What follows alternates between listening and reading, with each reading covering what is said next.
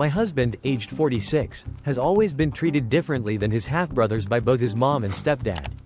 The relationship between his mother and him has always been confrontational, and they have cut each other off many times over the past 2 decades.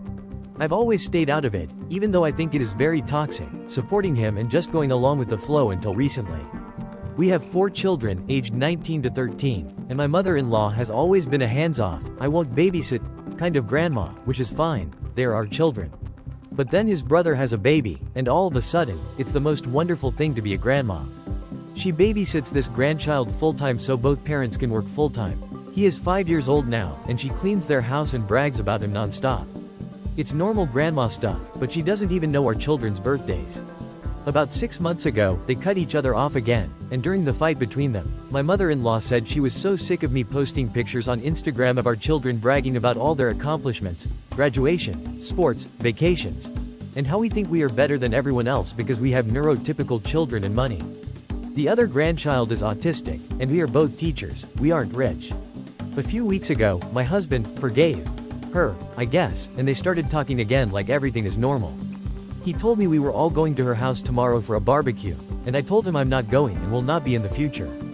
I told him I don't care if he invites her to birthday parties or graduations, and I'll be cordial, but I'm not going to have a relationship with her anymore.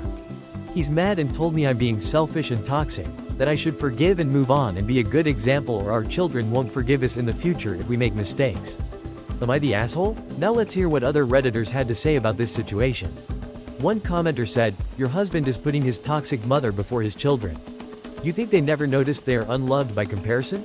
That's bad parenting 101. Another commenter shared a painful memory, saying, "When I was 4, our family moved into a house that was directly next door to the house where my dad's mom and stepdad lived.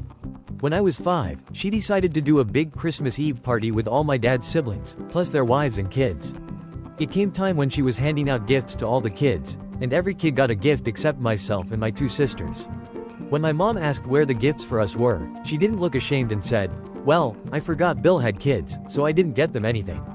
We were devastated, and our family left immediately. I am now 70 and still remember that night and the rejection from my grandmother very clearly. Don't allow your husband to think that this blatant rejection won't hurt your kids. It will shape relationships for the rest of their lives. You're a great mom for protecting your kids." Another commenter adds, "You're setting healthy boundaries. Your husband can choose to forgive her, but you don't have to keep letting her disrespect you and your kids." It seems many people echoed this same thought, with another commenter stating, "No. Your kids need to see at least one of you stand up for them. I hate to call him an asshole because I think he is just enmeshed. He needs some therapy. Honestly, that's one way to handle it, but what do you think?